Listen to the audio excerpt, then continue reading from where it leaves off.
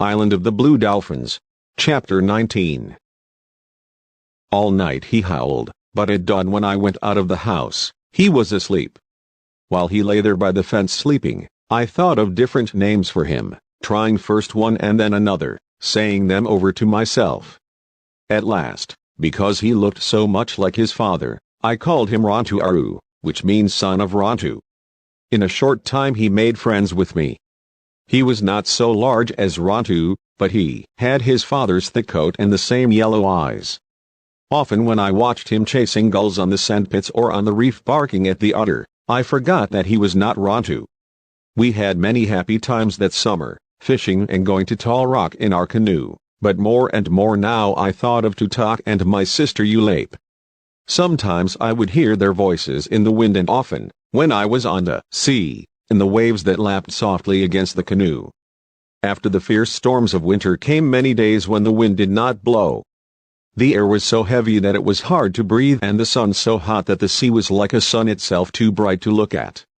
The last day of this weather I took the canoe from the cave and paddled around the reef to the sandpits. I did not take Rontu-Aru with me, for while he liked the cold he did not like heat.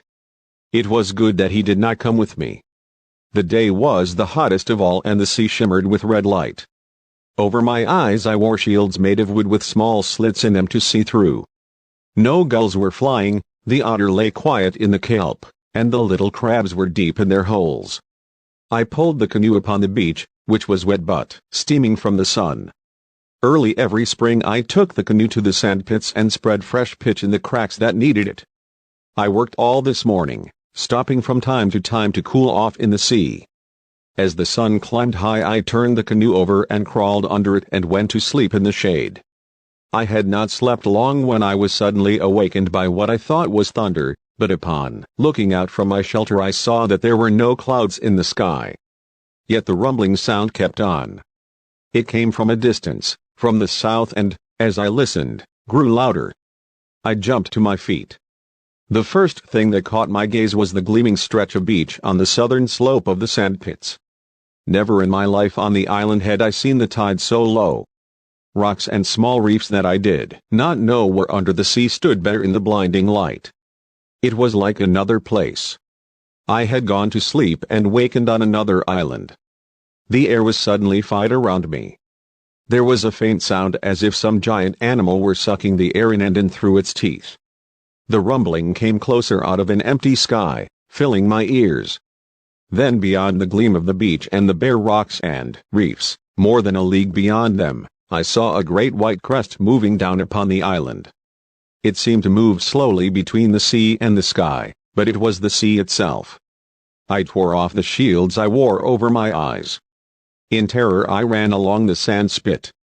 I ran and stumbled and got up and ran again. The sand shuddered under my feet as the first wave struck. Spray fell around me like rain. It was filled with pieces of kelp and small fish. By following the curve of the sandpits I could reach the cove and the trail that led to the mesa, but there was no time for this. Water was already rushing around my knees, pulling from every direction. The cliff rose in front of me, and though the rocks were slippery with sea moss I found a hold for a hand and then a foot. Thus, a step at a time, I dragged myself upward. The crest of the wave passed under me and roared on towards Coral Cove. For a time there was no sound. Then the sea began to seek its old place, running backward in long, foaming currents. Before it could do so another great wave moved out of the south. Perhaps it would be even bigger than the first one. I looked up. The cliff rose straight above me. I could climb no farther. I stood facing the rock, with my feet on a narrow ledge and one hand thrust deep into a crack. Over my shoulder I could see the wave coming. It did not come fast, for the other wave was still running out. For a while I thought that it would not come at all because the two suddenly met beyond the sandpits. The first wave was trying to reach the sea and the second one was struggling towards the shore. Like two giants they crashed against each other. They rose high in the air, bending first one way and then the other. There was a roar as if great spears were breaking in battle, and in the red light of the sun the spray that flew around them looked like blood. Slowly the second wave forced the first one backward, rolled slowly over it, and then as a victor drags the vanquished, moved in towards the island. The wave struck the cliff. It sent long tongues streaming around me so that I could neither see nor hear. The tongues of water licked into all the crevices, dragged at my hand and at my bare feet gripping the ledge. They rose high above me along the face of the rock, up, and then spent themselves against the sky and fell back, hissing past me to join the water rushing on towards the cove. Suddenly all around me was quiet. In the quiet I could hear my heart pounding and knew that my hand still had its hold on the rock and that I was alive.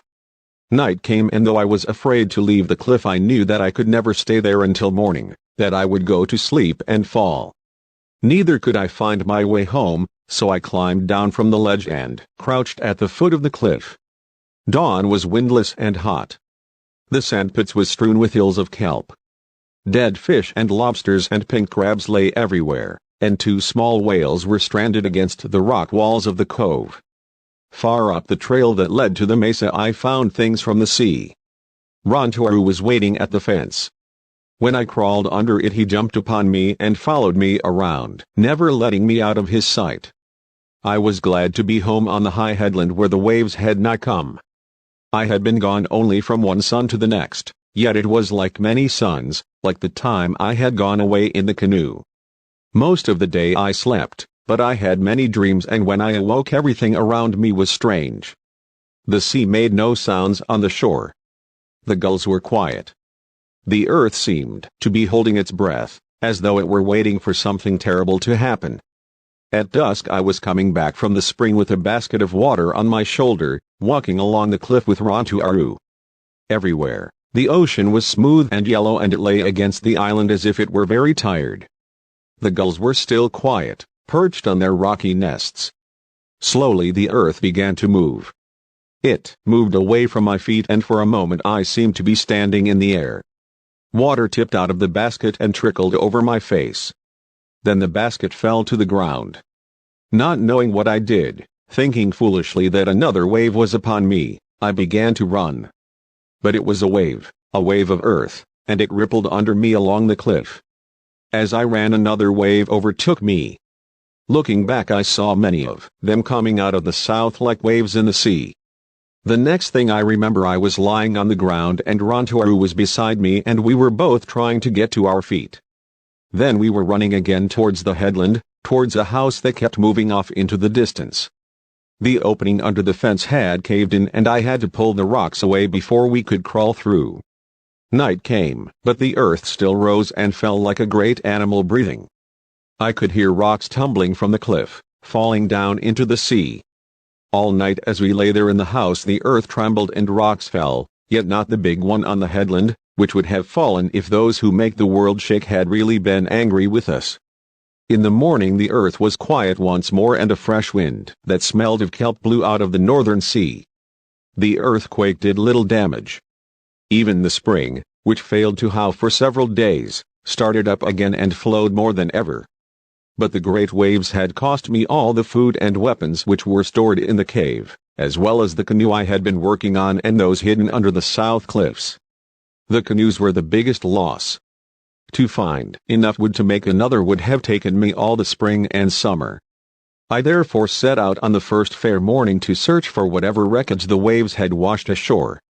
Among the rocks near the south cliffs I found a part of one canoe, buried in sand and twisted kelp.